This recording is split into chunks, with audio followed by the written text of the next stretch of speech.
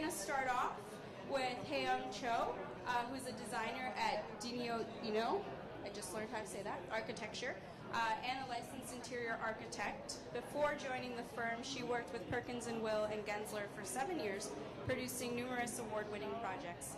She received a master in interior architecture from the Rhode Island School of Design. So welcome, Hyeyeon.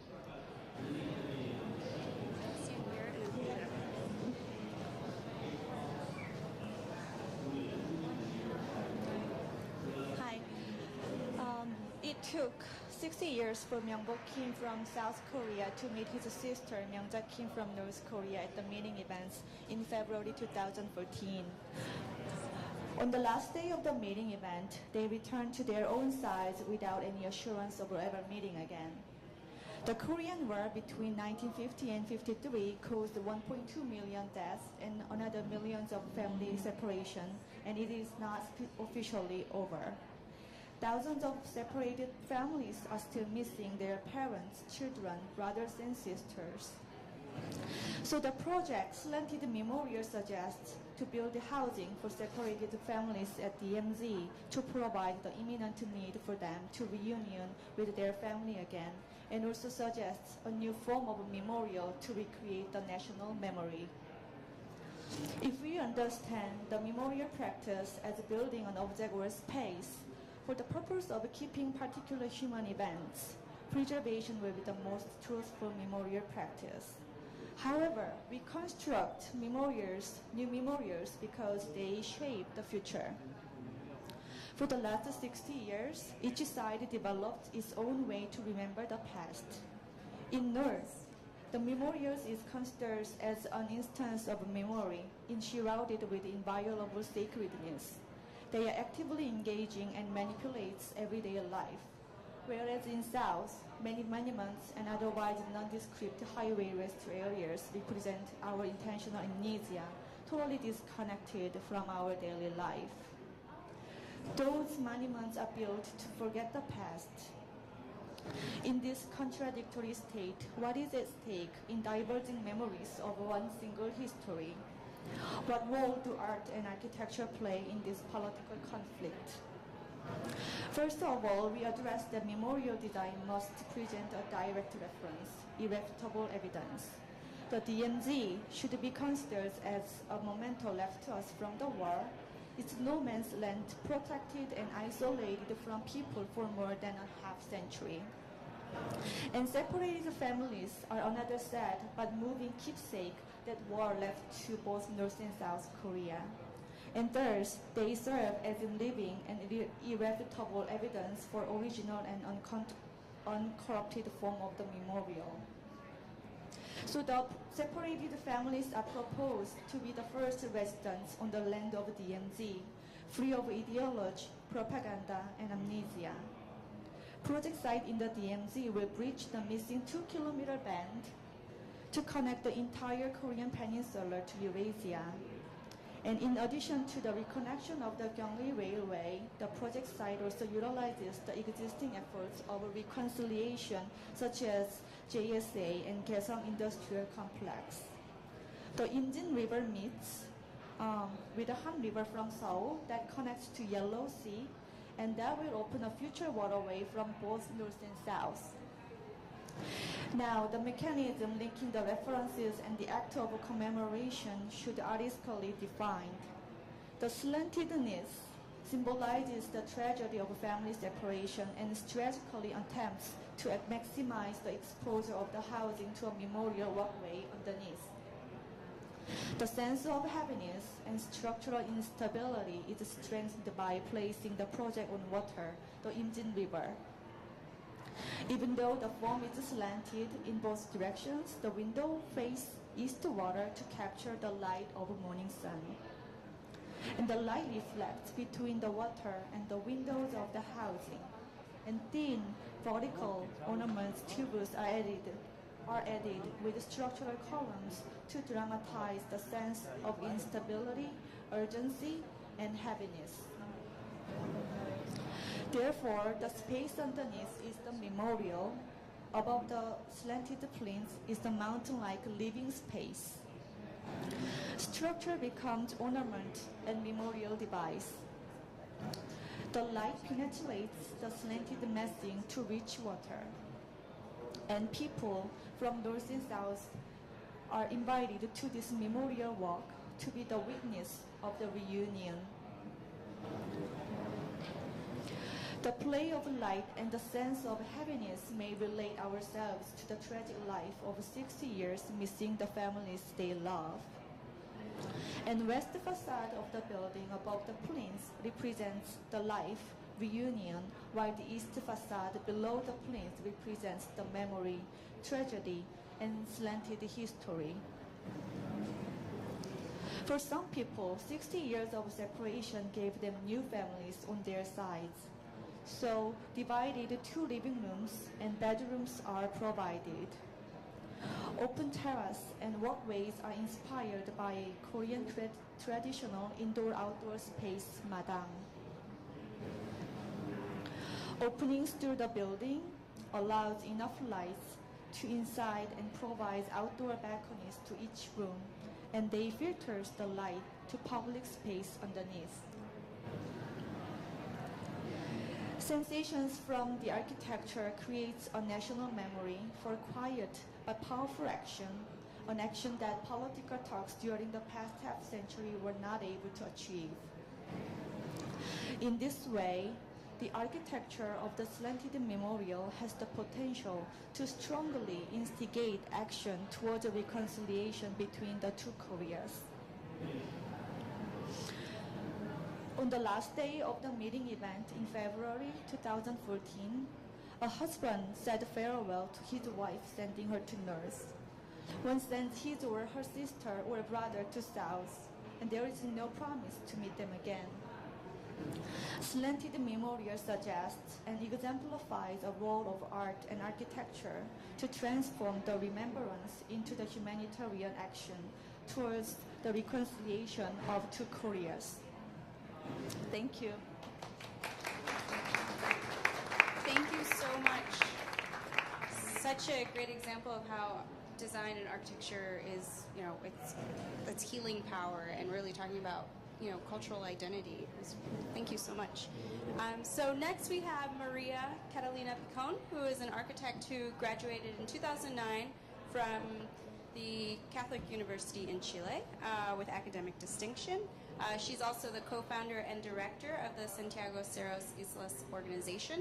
She participated in the research entitled Plan for Integrating Santiago's Island Hills to its Green Areas System. Picon plans to further advance in topics related on how to transform developing cities such as Santiago, the capital of Chile, into a more sustainable urban area. So thank you, Maria. Thank you.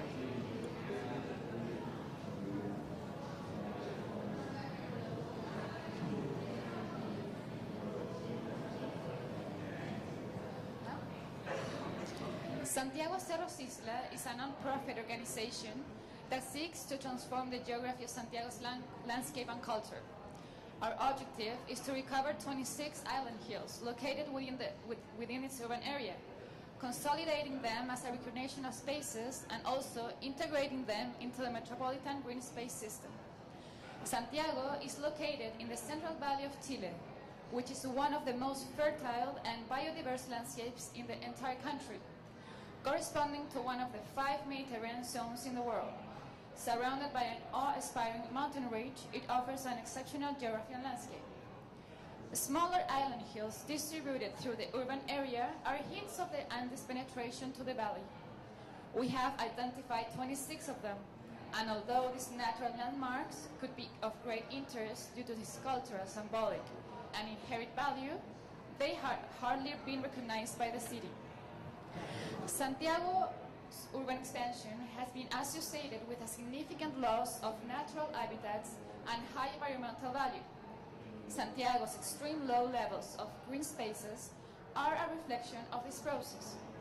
As an average, it has 4.5 square meters per inhabitant versus 20 square meters per inhabitant in developed countries.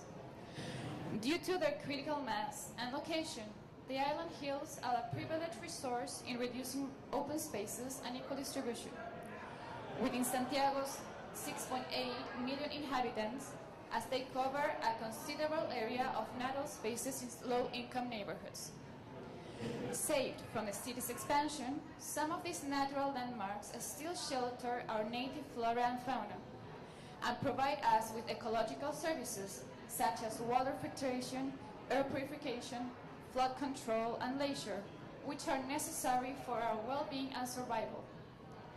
Altogether, these hills can offer more than 1,000 acres of natural areas that could help increase residents' quality of life.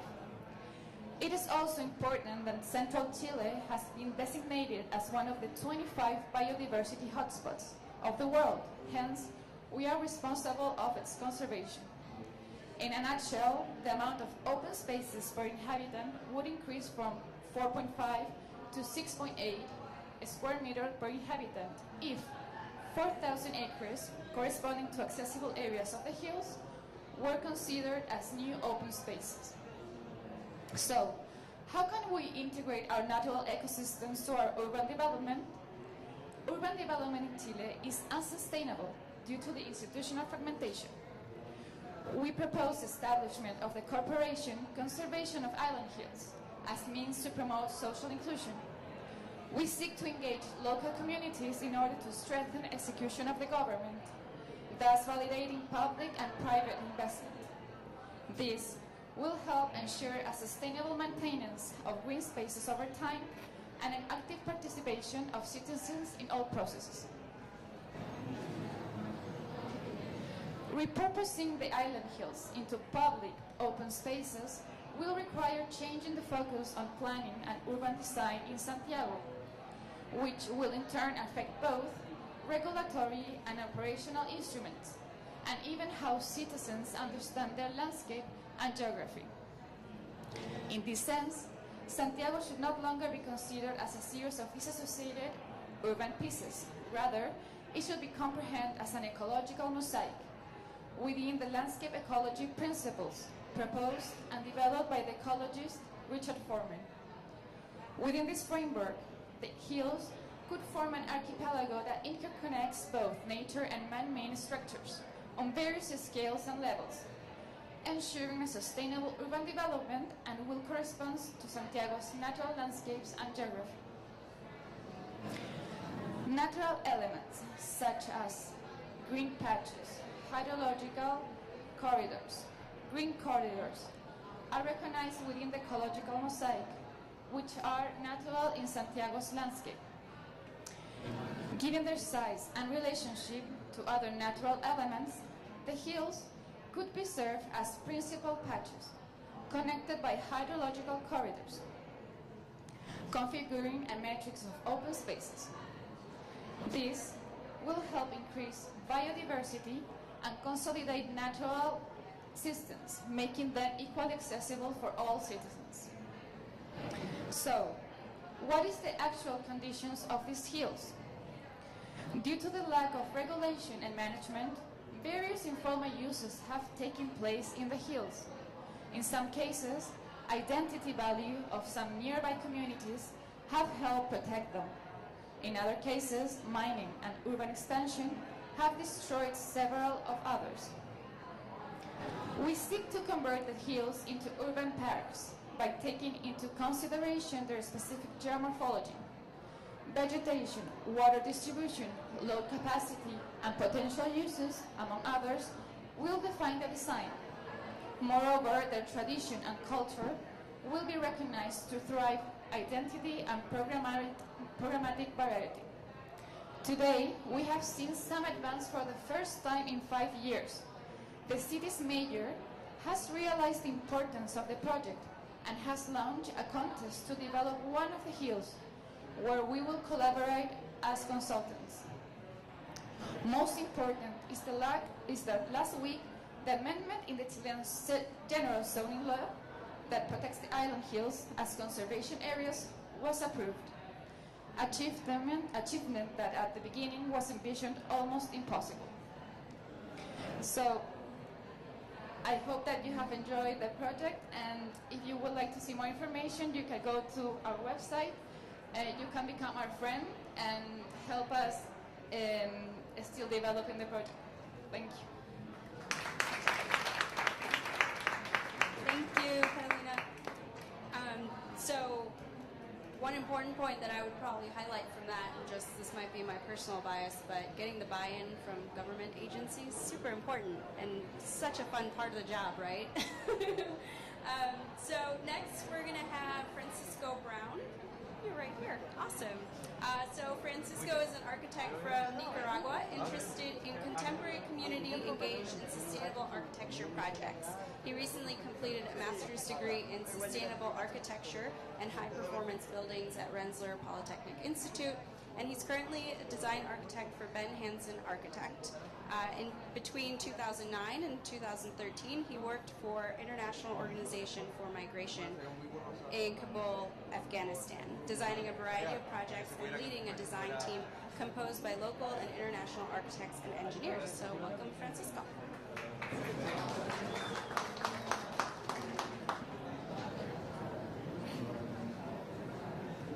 So, good afternoon, everybody. My name is Francisco Brown, and basically I'm here to tell you about my 4 years as a design manager for the International Organization for Migration and how I arrived to freezing Kabul from my sunny Managua in February of 2009. So basically, I was hired to be a junior architect to design schools and hospitals, and then we started doing all kind of projects for all kind of donors, and we actually built all of those, except the one in the middle, of course, my favorite. And we built all kind of system, and during 4 years we were learning and understanding the Afghan way. And we kind of unlearned what we already knew about construction back home. Because basically, every project has its own system and a whole way of understanding what context means in Afghanistan. And what context means in Afghanistan was not a specific or a constant thing. It was something like a moving target with multiple partners and people. So we actually, it was very crazy because every time we arrive into a project, it's actually understanding everything all over again. But let's zoom out and understand what is Afghanistan and where it's located. Basically surrounded by the most important powers of Asia. Afghanistan, as the goal poem says, the doom and glory of Afghanistan is where it sits in the world. Because basically Afghanistan is being invaded all the way from the handsome Alexander the Great to the Persians, the Mughals, the Mongols, the British, the Soviets, and USA and their friends for the last hundreds and hundreds of years. But the truth is, like, since 1979, Afghanistan has been in a non-stop conflict until today. And this presents a whole set of challenges to design and build, all the way from taking a helicopter to do a site visit to construction cost that goes to the roof because of security and because of constant terrorist attacks on our own buildings. This is our project, by the way, burning after we just built it. So, I mean, this completely put you a whole mindset to understand a project. So I'm going to fly you very briefly through 3 different projects in the most challenging climatic, political, social, religious conditions in the country, and as well with very, very tight schedules and budgets. Well, basically, the first one, it's in Kabul, and it's about drugs. Opium. 98% of the opium of the world comes from Afghanistan. It produced $64 billion out of just 10 states in Afghanistan. 65% of the agricultural land is used for opium, and 10% of its population is involved with it. It's a very, very important deal. And also on top of that, it fuels the terrorists in the region. So basically we were called to do this small museum, this small display room within the Narcotic Police Academy between 2 classrooms. And it was actually the first, it was a very highly political project. It was the first one we collaborate with the Office for Drugs and Crime. And basically it was a little museum to expose drug smuggling paraphernalia, basically to teach cadets where to find for the dope. And it was very interesting because it was a project with a high demand of finishes, but because we didn't have enough materials or budget, we actually have to be very creative thinking about what materials to use and what traditional ways, including like the lacquer system. And at the end we made a very interesting relationship with our contractor. But at the end we became very good friends. He told me, I never wanted this project because it was too small. And I was like, yeah, size doesn't matter, brother. No worries. We're gonna get a good job. And after that, he got amazing amount of work because of the beautiful work he did using local materials in a very, very tight budget. Then we were called to do a police academy in the most dangerous city in the country, in the third most dangerous country in the world. And it was very interesting to understand what a police academy can do. And I always tell my engineers, guys, the police who is going to protect your families is going to be trained in this academy. So let's make it right. Let's actually change things. So we basically, after we start doing the whole design process, all of the security, consultants they tell us this huge list of things to do. And it was like super expensive. So at the end we understand, okay, no, we need to flip the program and design the building as a fortress and around a central courtyard that we also that will protect it from an exterior, and we get all this light and ventilation. Because also in Afghanistan everything basically is run by generators. So actually knowing to put a window can actually mean the future of that facility for sure. So it was a very interesting project. We started developing the wall types, the wall cavities, and then we developed this wall cavity instead of like a normal standard protection, concrete walls against rockets and bombs and everything. We did a very simple brick double cavity that also performed very well as a thermal insulation. So it's fascinating to understand local way of of building in the region, and also to meet the needs of the clients. And it's not a secret for anybody in this room that Afghanistan's the biggest target of danger and violence are women in Afghanistan. For us, it was very interesting to understand what this means, and it's something that you live on a daily basis in Afghanistan. So we were called to do a women's center in the most cool city in the country. And it was very interesting because it's a very growing group of women leaders that are actually training girls to change the way people think in Afghanistan, and with courage and with a lot of knowledge, to kind of beat these misogynistic, stupid traditions in this country. And then we end up having this entire group of women as part of the design team, and they were involved in every single detail. And at the end, we just put a conference room on top of the classroom. It was very interesting also because it was a very tight budget. How can we use local traditional methods? And we end up doing this building that is really the product of the wrong way of understanding what a community center means. And we understand that creativity is not only making things beautiful, but it's actually it's the efficient way of solving problems. And when you do it with people that is actually going to use it, it actually ends up being a very, very fun, wonderful process. Thank you so much from the beautiful Bamiyan, my favorite place in Kabul, where ignorance destroyed the Buddhas, but where the natural beauty and the strength of the Afghan spirit will teach you a lot. Thank you. Thank you very much. Thank you, Francisco. Amazing. That was a lot. You pumped a lot into that presentation, man. So next we have Elad Horn and Talia Davides. Yes. Okay, good. You're here. Elad graduated in 2011 with a bachelor's in architecture from Bezalel Academy in Jerusalem. During his studies, he worked as a coordinator for the World Heritage Center in UNESCO, Israel.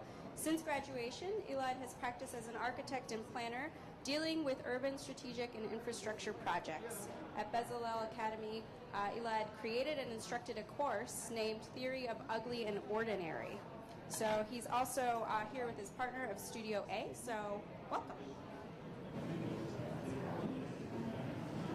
Well, my partner is not here, but still.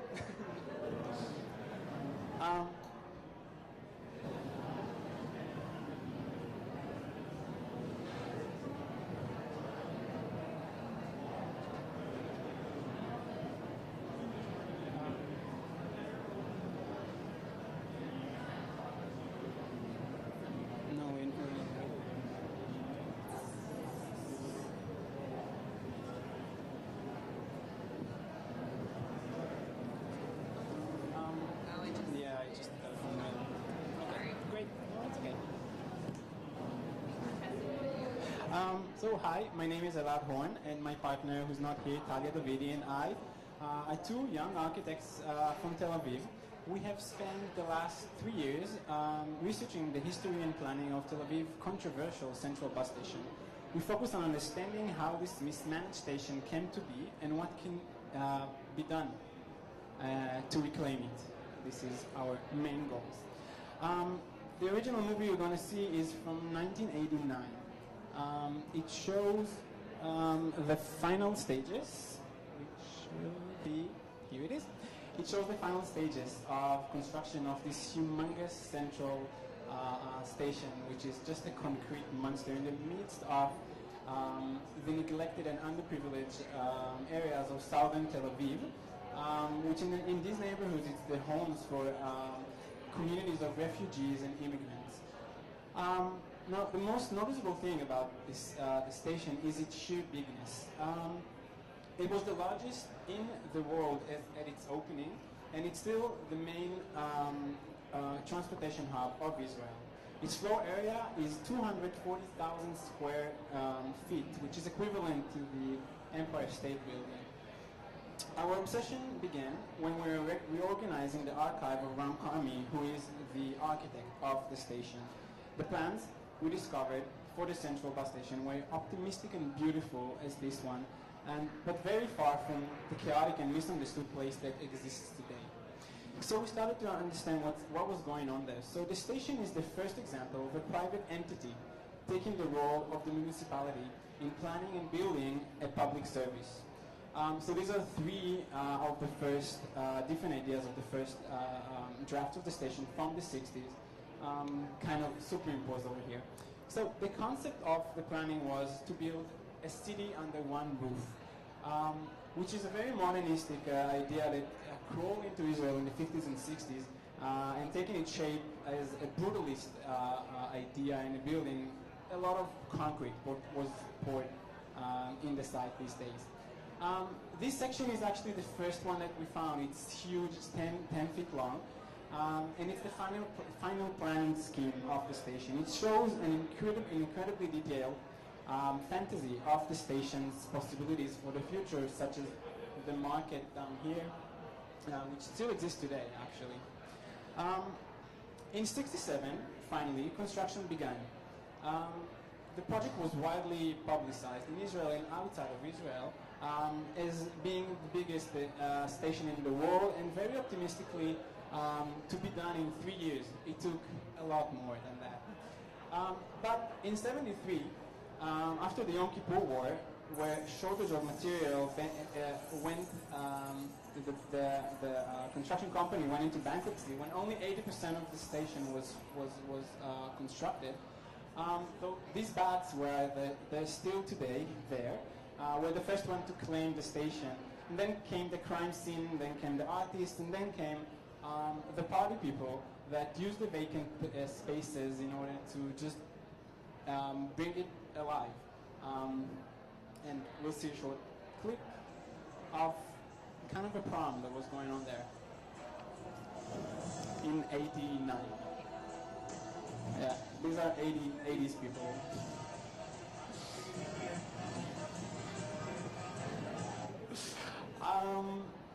In the 80s, finally, an entrepreneur jumped into this project, taking it on his shoulders to just finish the construction of the place.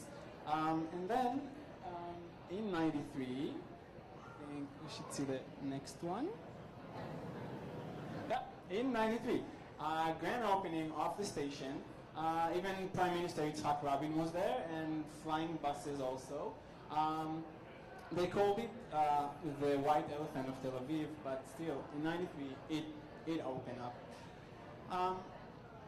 Now, I want to talk a little bit about the condition today in the station. So, what you see in here is the scheme of the station when the colored parts are just empty, vacant spaces. So, as you can see, floor number 1, which is under the earth, very poorly ventilated, is completely vacant today, and you can find there reminiscence of the 90s, such as the huge complex of movie theaters just abandoned. Although in the 4th and 5th floor, it is a hub for the underprivileged communities around. Not many Israelis use this station as a recreational site, but it is the home for migrant and refugees, which is a vibrant place for them to meet and engage. So we can see in the station today lots of users, such as cinemas and synagogues and churches and lots of other activities that are just taking place in there when it's aiming towards the underprivileged communities in the area. Now, as you can see here, almost 50% of the station area is unused. So this was the point when we realized that we started questioning ourselves, what's the story behind it? How did it happen? And the second question was, what can we do about that? So regarding the first question, the idea of how did it happen, it is complex, of course. The station arose from the state pulling its hand from planning public necessities while taking advantage of the free market's mechanisms. So you can see the intertwined players taking part of that. But then we asked, what can we do about it as young architects? So the station today is in complete bankruptcy. No architectural changes can be done, but the station can be reclaimed conceptually. So this is what we did. We started making publications and tours, really big tours in the station. We're even nowadays working on a web platform to show the people what's going on there right now with online cameras in the site. So the idea is to make people not be afraid of the place and start maybe to like it a little bit and start visiting there. While we're not only thinking about what's going on there today, we're thinking about the future as well. These are the options, general options of what can be done in the far future for this place. Well, while most Israelis will just say, let's explode it. We don't want it around us.